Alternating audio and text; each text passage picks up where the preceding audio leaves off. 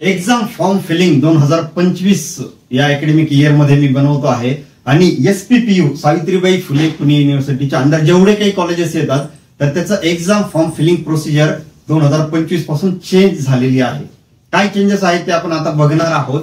ठीक आहे, तर अक्षयस व्ह्यू पॉइंट या चॅनलशी कनेक्टेड राहा, कारण फोटोकॉपी अटेंडन्स असेल, तुमचा एक्झाम फॉर्म फिलिंग असेल, रिव्होल्युशन असेल, अशा सगळ्या गोष्टी या चॅनलवर मी घेऊन येणार आहे. ठीक आहे, तर आपण सुरू करूयात. एक्झाम फॉर्म फिलिंग 2025 पासून कदाचित 2-3 वर्ष ही सेमच राहील. जर काही चेंजेस झाले तर निश्चित परत एकदा व्हिडिओ मी बनवून घेईल. आणि आता सुरुवातीपासून हा फॉर्म फिल कसा करायचा, जो विद्यार्थी फर्स्ट इयरला नवीन ऍडमिशन असेल किंवा डायरेक्ट सेकंड इयर नवीन असेल त्यांना स्टार्ट टू एंड अशी प्रोसिजर मी आता सांगतो आहे.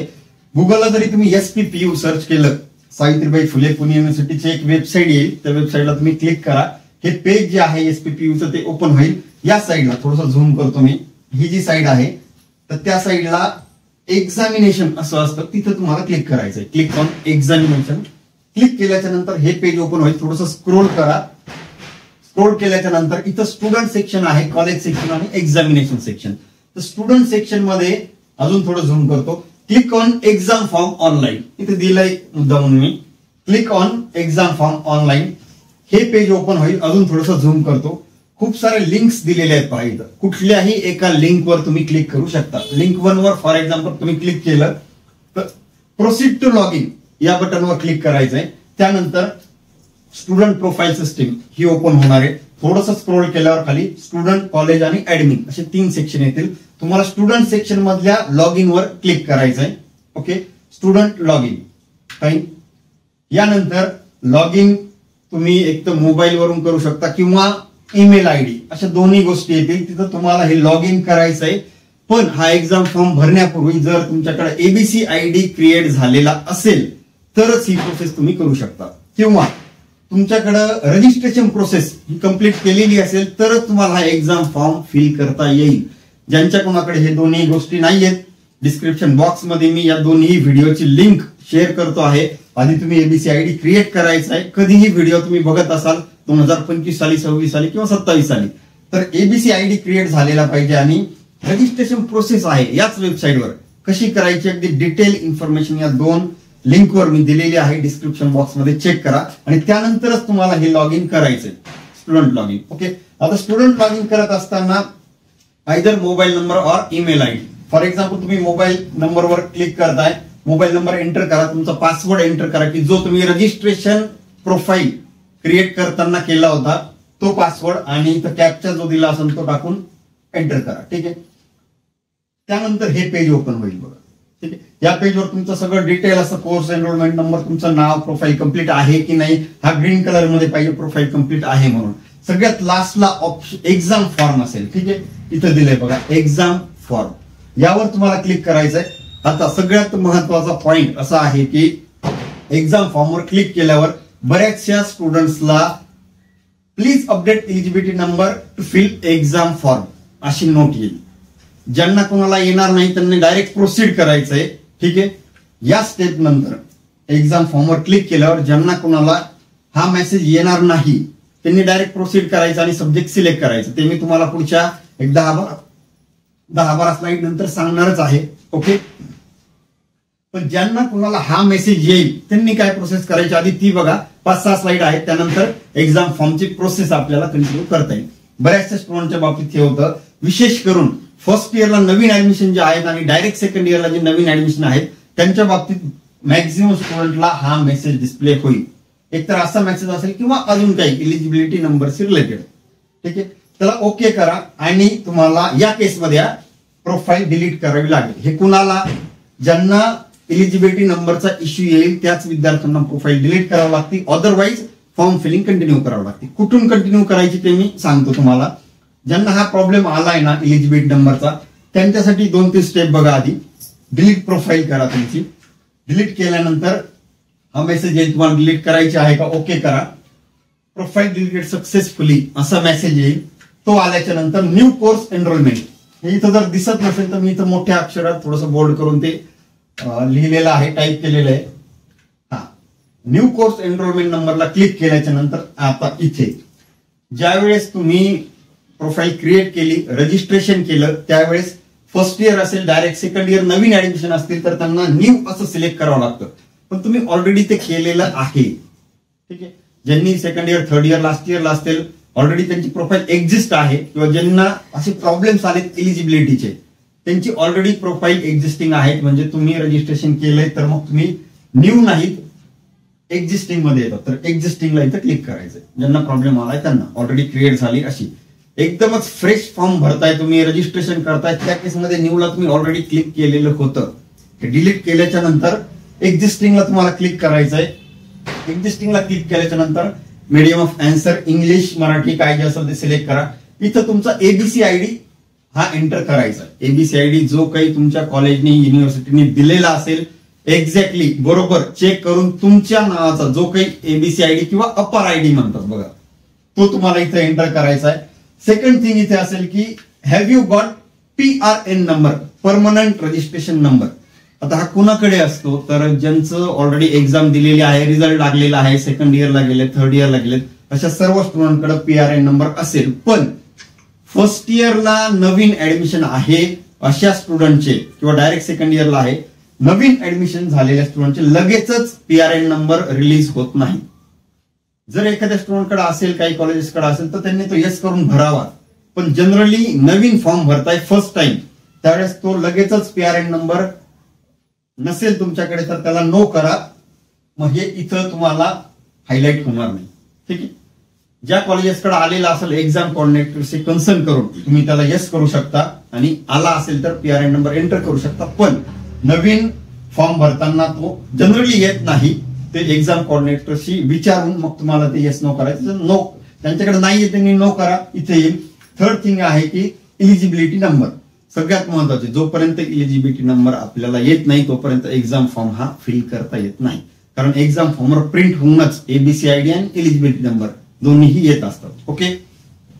सेकंड इयर, थर्ड इयर पासून eligibility number, PRN number, exam eligibility number सर्वच फॉर्मवर प्रिंट होऊन येतील. ठीक आहे.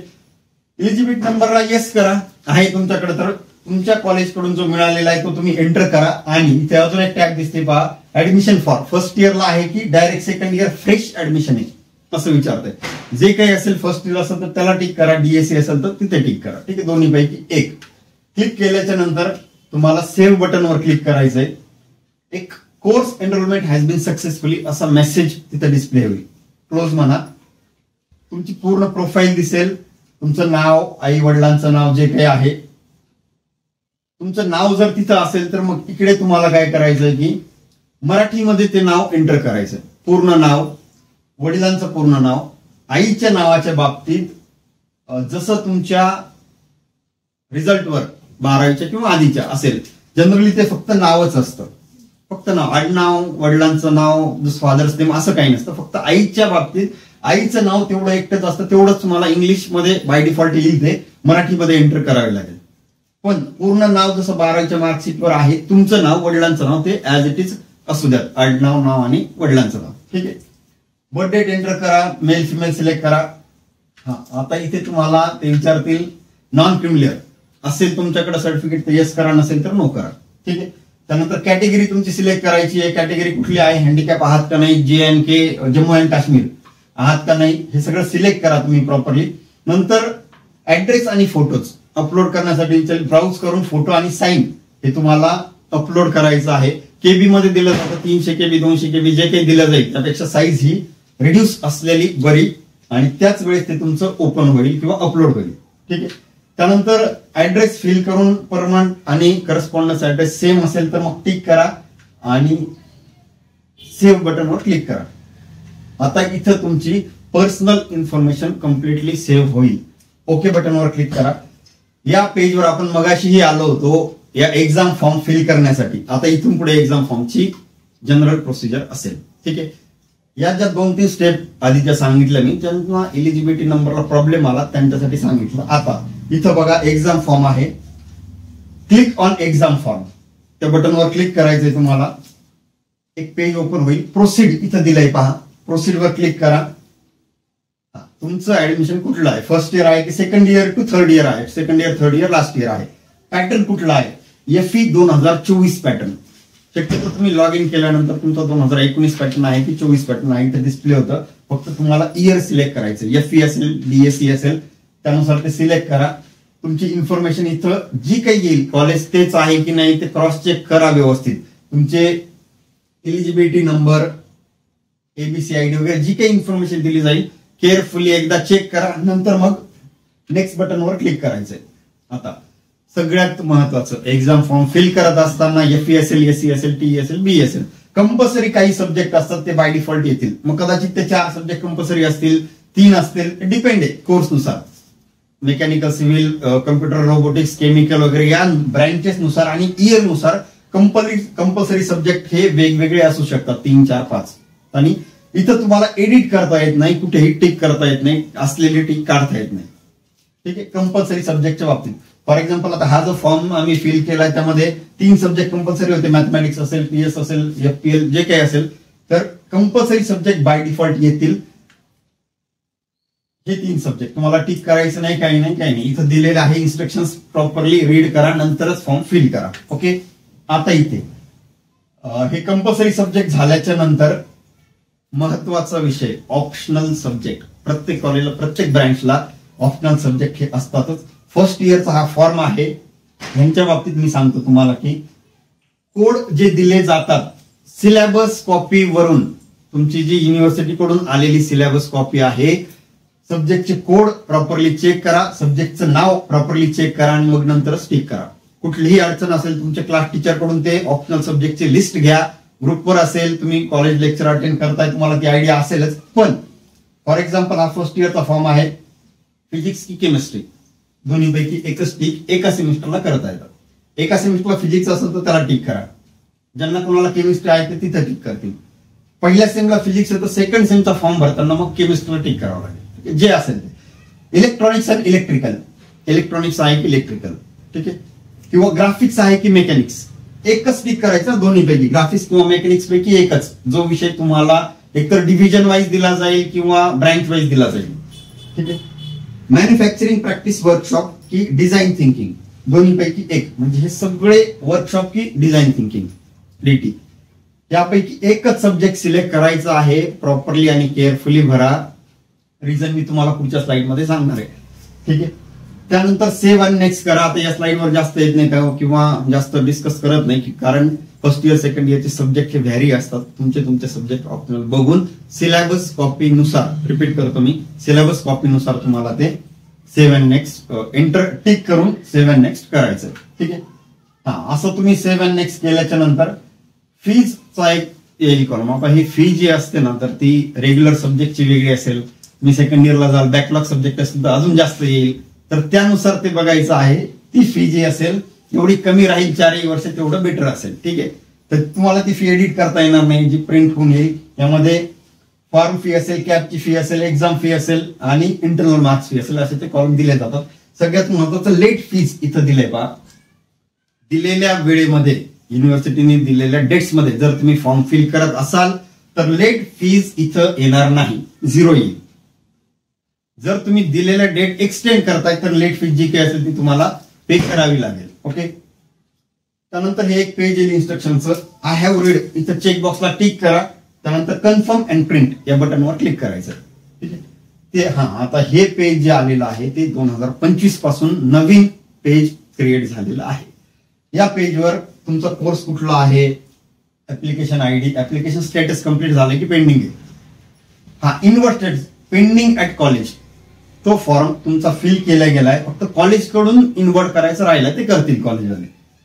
चलन स्टेटस पेंडिंग आहे. हा, इथं प्रिंट प्रिव्ह्यू तुम्हाला क्लिक करायचं आणि तो PDF डाउनलोड करायची. ठीक आहे. बऱ्याच जणांच्या बाबतीत पे ऑनलाईन इथं हायलाइट होईल, आत्ताच पे ऑनलाईन वर क्लिक करायचं नाही. ठीक आहे. ही प्रोसेस 2025 साली लागू झाली. जर पुढच्या वर्षी चेंज झालं तर त्यानुसार मी व्हिडिओ बनवेल. प्रिंट प्रिव्ह्यूला क्लिक करा आणि प्रिंट प्रिव्ह्यू डाउनलोड करून घ्या. पुढच्या स्टेप अतिशय महत्वाच्या आहेत, चेंज झालेल्या आहेत, केअरफुली लक्ष द्या. प्रिंट प्रिव्ह्यूला क्लिक केल्याच्या नंतर जी काही PDF डाउनलोड होईल अशा टाईपमध्ये PDF असेल, फ्रंट पेज, सेकंड पेज. मुद्दामून मी त्या ब्लर ठेवल्यात कारण तो प्रिव्ह्यू आहे. दुसरी गोष्ट, सब्जेक्ट त्याच्यावर दिलेले आहेत. प्रत्येक इयरनुसार सब्जेक्ट व्हॅरी असतील. तुमचे सब्जेक्ट या फॉर्मवर केअरफुली चेक करून घ्यायचे आहेत, तेच सब्जेक्ट आहेत का, त्याला स्टिक झालंय का.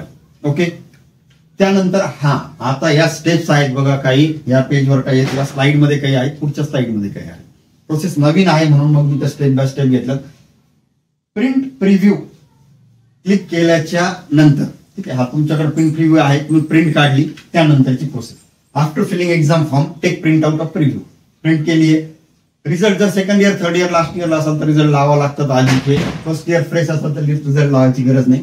सिग्नेचर ऑफ कॅन्डिडेट, तुमची साईन त्यावर करा, ठीक आहे. त्यानंतर take sign of subject teachers. सर्व जे सब्जेक्ट टीचर्स आहेत तुमचे, प्रत्येक सब्जेक्टचे 5 सब्जेक्ट असतील, 6 असतील, 7 असतील, प्रत्येक सब्जेक्ट टीचरची साईन तुम्हाला घ्यायची आहे. कारण असं आहे की त्यानंतर क्लास टीचरची सुद्धा साईन घ्यायची आहे. कारण असं आहे की हा प्रिव्ह्यू प्रिंट केलेला आहे तुम्ही, ठीक आहे. त्यात जर काही करेक्शन असतील, चुकीचा फॉर्म भरण्यात आलेला असेल तर क्लास टीचर किंवा सब्जेक्ट टीचर सांगतील, टर्मवरला टिक नाहीये, प्रॅक्टिकलला टिक झालेलं आहे, किंवा end same exam, in same exam जे काही दिलेलं आहे त्यानुसार टिक असतील तर क्लास टीचर साईन करतील. जर नसतील, फॉर्म मध्ये जर काही मिस्टेक असतील तर तुम्हाला तो प्रिव्ह्यू मधले करेक्शन करता येतात. फॉर्म डिलीट करून परत फिल करता येतो, पण एकदा पुढे जर गेलात तर मग चेंजेस करता येत नाहीत, ठीक आहे. मग सर्व क्लास टीचरच्या साईन घेतल्याच्या नंतर जर त्यांनी म्हटलं की ओके आहे फॉर्म, साईन केली क्लास टीचरनी पण सब्जेक्ट टीचरनी पण, तर मग तुम्ही तो एक्झाम फॉर्म सबमिट करायचा ऑफिसमध्ये. एक्झाम फॉर्म करेक्ट असेल तर मग चेंज करायची गरज पडणार नाही, ठीक आहे. मग submit the exam form to exam section to office. एकदा तुम्ही सबमिट केल्याच्या नंतर आणि इनवर्ट केल्याच्या नंतर परत चेंज करता येणार नाही. ओके. एकदा सबमिट केला तुम्ही की परत तो चेंज करता येणार नाही. ओके. पहिल्या 6 स्टेप झाल्याच्या नंतर मला एक्झाम फॉर्म, एक्झाम सेक्शन जे असेल तुम्ही सबमिट करताय. इथं आपण काय केलंय की एक्झाम सेक्शन मध्ये फॉर्म सबमिट केलाय, त्यानंतर exam section will invert the form within 2 days, 48 तासाच्या आतमध्ये किंवा कदाचित एका दिवसामध्येच एक्झाम सेक्शन जे आहे तुमचा फॉर्म युनिव्हर्सिटीला इनवर्ट करेल, ठीक आहे. आणि त्यानंतरच तुम्हाला जेव्हा कॉलेजमधून इनवर्ट केल्या जाईल त्यानंतरच तुम्हाला पेमेंट लिंक तुमच्या लॉग इन मध्ये जनरेट होईल, तुम्हाला दिसायला लागेल तिथं किंवा क्लिक करता येईल. ते आधी क्लिक करता येणार नाही, ठीक आहे. तर ती लिंक जनरेट झाल्याच्या नंतर 24 तासाच्या आतमध्ये तुम्हाला ते पेमेंट करायचंय तुमच्या स्टुडंट लॉग इन मधून, ठीक आहे. शक्यतो लेट फीज अवॉइड करा, वेळेवर फॉर्म भरा. पेमेंट लिंक 24 तासाच्या आत त्यानंतर प्रोसेस करायची आहे. मग तुमची जी प्रोसेस आहे ती सगळी आपण म्हणू की टायमिंग मध्ये कम्प्लीट होईल. आणि त्या सर्व प्रोसेसेस ज्या आहेत त्या ओटीपी बेस आहेत. वन टाइम पासवर्ड तुम्हाला येईल, पेमेंट करत असताना येईल, अजून काही वेळेस येईल. तर तुमचा जो मोबाईल असेल किंवा ईमेल आयडी असेल, active mobile, active email ID, mobile number, ते सगळं तुमच्या जवळ असायला पाहिजे, रेंज मध्ये असायला पाहिजे, किंवा मोबाईल हरवलाय वगैरे अशा काही गोष्टी नको, ठीक आहे. तर ओटीपी बेस असल्यामुळं तुम्हाला तो मोबाईल तुमच्या जवळ असणं, ऍक्टिव्ह असणं आवश्यक आहे. मग possibly complete the process in given time. सगळ्यात महत्वाचं, don't forget to log out. आणि आता ह्या केसेस ज्या आहेत बघा, फॉर्म फिलिंगच्या प्रोसेसेस जशा आहेत, बऱ्याच स्टुडंटचे एबीसी आयडीचे प्रॉब्लेम्स येतात, किंवा कुणाचा एलिजिबिलिटी नंबर ऑलरेडी एक्झिस्ट आहे असे प्रॉब्लेम्स येतात फॉर्म फिल करत असताना. अजून काही प्रकारचे प्रॉब्लेम जर येत असतील तर तुम्हाला तुमच्या एक्झाम सेक्शनशी, एक्झाम कोऑर्डिनेटरशी, कॉलेजच्या स्टाफ मेंबरशी कन्सर्न करायचंय, कॉन्टॅक्ट करायचा आणि तो प्रॉब्लेम सॉल्व्ह करून घ्यायचा आहे. त्यानंतरच फॉर्म प्रोसेस जी आहे ती कम्प्लीट करा. ओके. कारण दिवसेंदिवस या प्रोसेस चेंज होत जातात, वर्षानुवर्ष. हा फॉर्म तुम्ही केअरफुली फिल करा, मग नंतरच सबमिट करा. सगळ्यात शेवटी लॉग आउट करा. तर व्हिडिओ शेवटपर्यंत बघितल्याबद्दल थँक्स. कनेक्टेड रहा अक्षय व्ह्यू पॉइंट बरोबर.